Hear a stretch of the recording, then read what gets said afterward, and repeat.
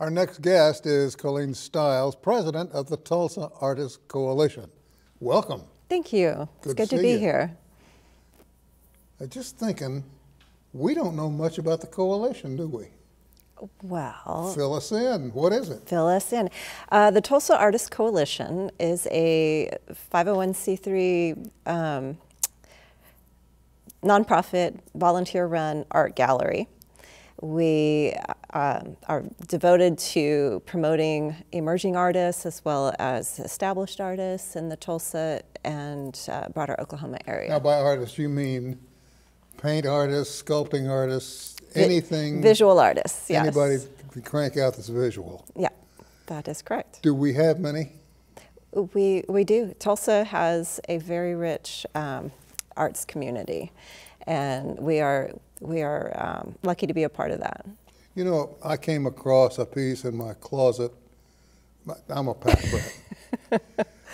I have a closet that's like Fibber McGee's closet. That's probably much older than you'll ever know about, but you open the door and things just spill out. And in it is a butter holder. Mm-hmm. And you take the lid off, and on the inside of the lid, there's a carving. So when you poured the butter into it to harden, after it hardened and you put the butter back and took the lid off, then that impression was on top. Mm-hmm. There was a fella who lived in Arkansas who was a master carver, and he would carve those for people. If you brought him the little wooden box, then he'd do the carving of whatever you wanted. And those people are gone and lost forever. Are we losing many artists here because there's no real appreciative way to expose their art?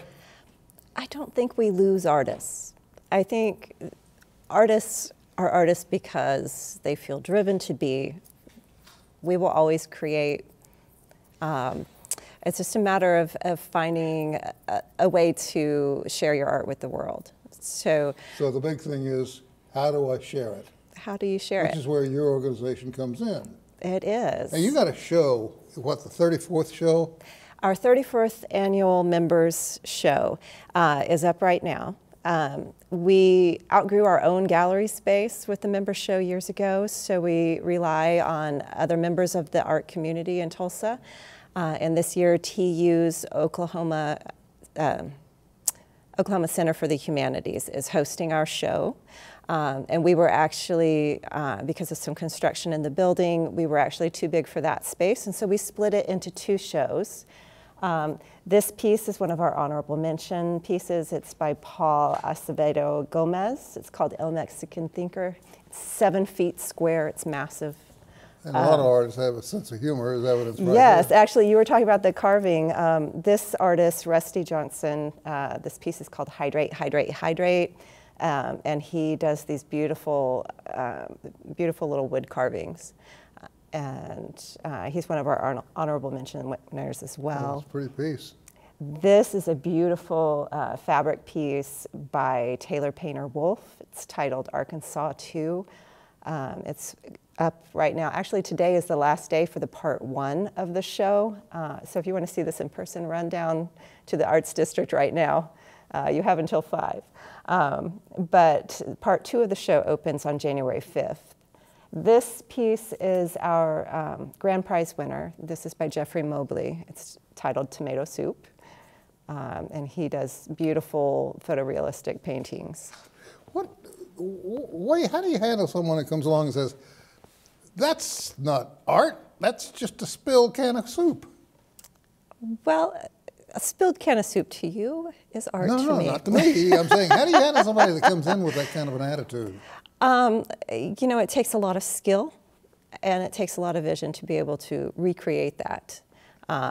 Photorealism is just one style of art. There are many styles of art. And no one style is any more is any better than any other style, in my opinion.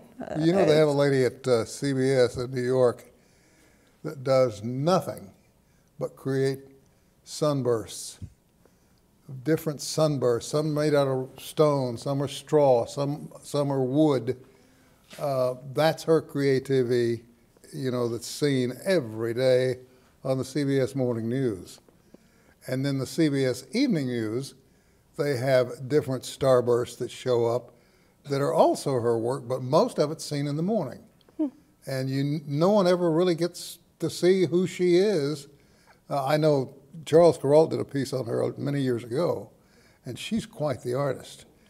But we have a lot of folk who are doing things out there right now, and they don't realize what they're doing is a very creative piece that should be seen.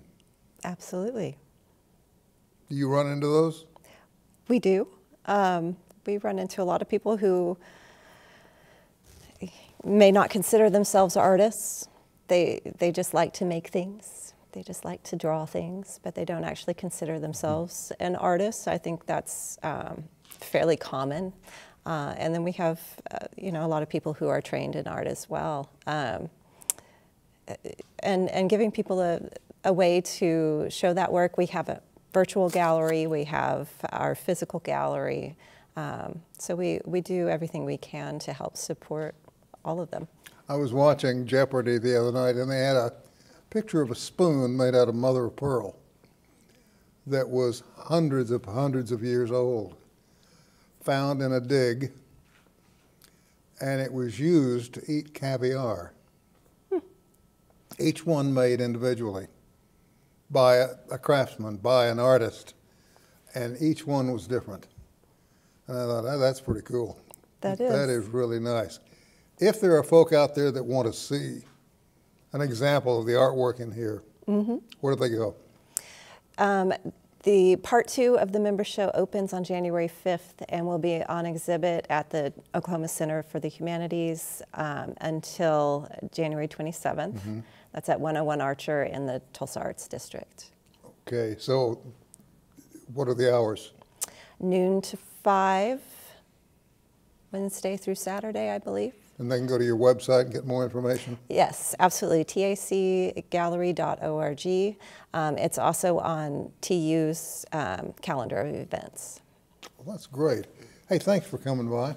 Thank you. Really appreciate you taking the time to visit with us and let us know a little more about it. And anytime you got anything new, give us a yell, will you? All right, thank you. We appreciate it. Short break. We'll be back with more right after this.